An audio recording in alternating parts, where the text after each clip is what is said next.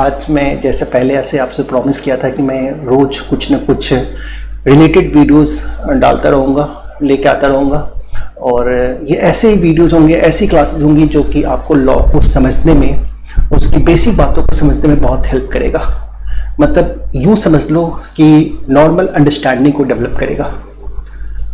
और उसी सीरीज में जो हमारा आज का टॉपिक है ये समझने का कि क्वेश्चन ऑफ लॉ क्या होता है और क्वेश्चन ऑफ फैक्ट क्या होता है।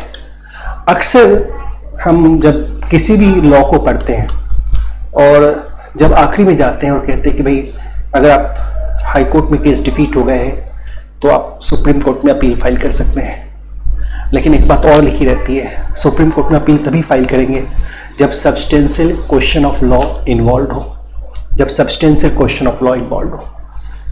यानी कि अगर substantial question of law involve नहीं है तो सुप्रीम कोर्ट में अपील फाइल नहीं कर सकते हैं। यानी कि क्वेश्चन ऑफ फैक्ट के ऊपर हम अपील नहीं फाइल कर सकते हैं, लेकिन क्वेश्चन ऑफ लॉ के ऊपर जो है हम अपील फाइल कर सकते हैं। अब सवाल ये उठता है कि होते क्या है। तो देखो, क्वेश्चन ऑफ लॉ का मतलब होता है कि कहीं ना कहीं लॉ का कोई प्रोविजन ऐसा है, कोई एक्ट का ऐसा प्रोविजन है जिसका इंटरप्रिटेशन सही से नहीं हुआ है, या किसी और प्रोविजन को अप्लाई करना चाहिए था वो हमने अप्लाई नहीं किया, वो हमसे लोअर कोर्ट में वो छूट गया, या हमसे प्रॉपर इंटरप्रिटेशन नहीं हो पाया, या फिर कोई लॉ के बियॉन्ड चला गया है।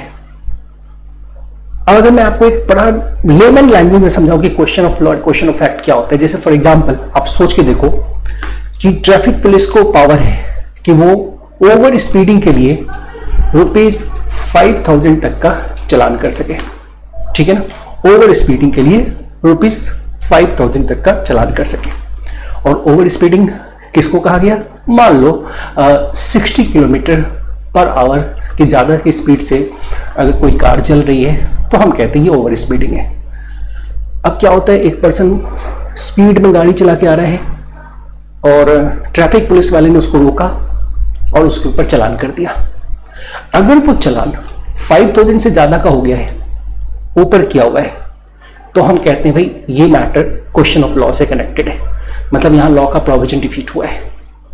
लेकिन अगर डिस्प्यूट इस बात पे है, वो कह रहा है कि नहीं साहब तुम 60 किलोमीटर से ऊपर थे, वो कह रहा है नहीं हम नीचे थे, अगर इस मैटर का डिस्प्यूट है तो हम कहते हैं ये क्वेश्चन ऑफ फैक्ट है।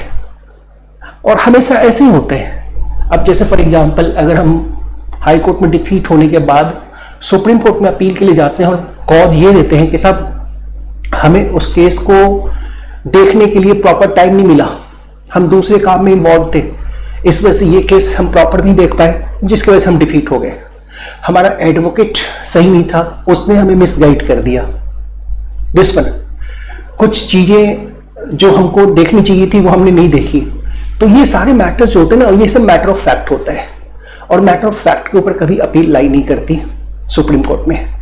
लेकिन जब भी अपील लाई करेगी तो क्वेश्चन ऑफ फैक्ट लॉ यानी कि जो मैटर ऑफ लॉ है उसके ऊपर लाई करेगी। अच्छा, एक और राज की बात बताऊं, ये क्वेश्चन ऑफ लॉ वर्ड हमेशा नहीं होता था पहले। ये पहले ना एक वैल्यूएशन एस्पेक्ट्स था। इन द ईयर 1972 से पहले वैल्यूएशन एस्पेक्ट्स था।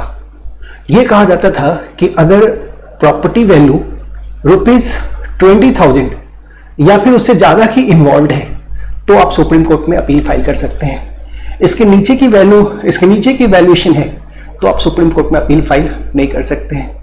लेकिन जब कॉन्स्टिट्यूशन अमेंड किया गया 1972 में, कॉन्स्टिट्यूशन अमेंडमेंट आई और 30th अमेंडमेंट इंट्रोड्यूस किया गया, और उसमें जो है ये जो वैल्यूएशन एस्पेक्ट्स थे उसको हटा दिया गया और सिंपली डाला गया कि क्वेश्चन ऑफ लॉ पे ही सुप्रीम कोर्ट में अपील होगी। क्वेश्चन ऑफ जो अमाउंट जो है, जो वैल्यूएशन एस्पेक्ट्स है, वो अब काम नहीं करेगा, वो अब प्रिवेल नहीं करेगा। चलिए, उसके बाद से हमेशा हर एक्ट में बदलाव हुआ और सभी जगह question of law word add किए गए। लेकिन इसके पीछे भी एक कहानी है, एक स्टोरी है। हालांकि जब आप प्रीवियस रिसर्च करेंगे कि ये अमेंडमेंट क्यों आई तो आपको पता चलेगा। हुआ ये था, ऐसे मैं बैकडोर जाके आपको बताता हूँ। हरियाणा की गवर्नमेंट ने ना संजय गांधी को ऑलमोस्ट 300 एकड़ जो है लैंड अलॉट किया था उनकी कार के फैक्ट्री लगाने के लिए। कई सारे कंपनीज के टेंडर्स मंगवाए गए थे और संजय गांधी की कंपनी ने भी टेंडर भरा था, और सिर्फ संजय गांधी की कंपनी है, सारे जो एस्पेक्ट्स थे उनको छोड़ करके इनको ये एक्सेप्टेंस दी गई, इनके फेवर में ये बिड सक्सेस की गई। हरियाणा की गवर्नमेंट ने 300 एकर्स जो लैंड है, जो प्लॉट है, वो संजय गांधी को दी। उसके बाद क्या हुआ, हरियाणा की हाई कोर्ट में अपील फाइल की गई और संजय गांधी की कंपनी जो है हरियाणा के हाई कोर्ट में केस जीत गई। अब अपील होना था सुप्रीम कोर्ट में, तो सुप्रीम कोर्ट में वो पासा पलट सकता था।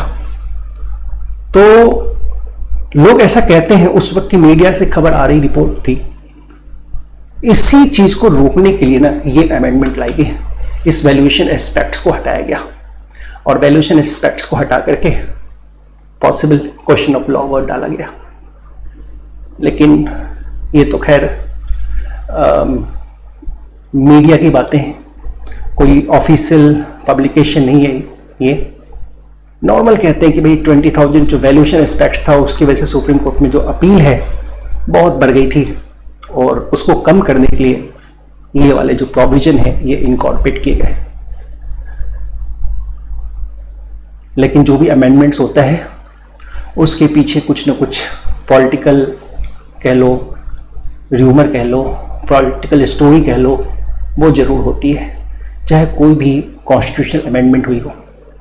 तो ये भी एक बड़ा रेलिवेंट कॉन्स्टिट्यूशनल अमेंडमेंट था और जिसमें कि जितने भी मैटर्स के ऊपर जो अपील हो रही थी, जो क्वेश्चन ऑफ लॉ के ऊपर अपील की बात जो है उसको इनकॉर्पोरेट की गई और वैल्यूएशन एस्पेक्ट्स को रिमूव कर दिया गया।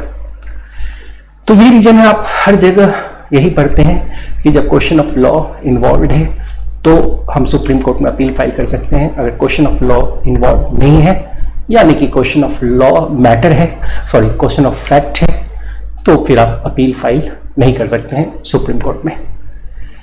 आज के लिए इतना ही, बाकी और कल फिर एक नए इंफॉर्मेटिव वीडियो के साथ फिर आऊँगा कल, और तब तक के लिए गुड नाइट।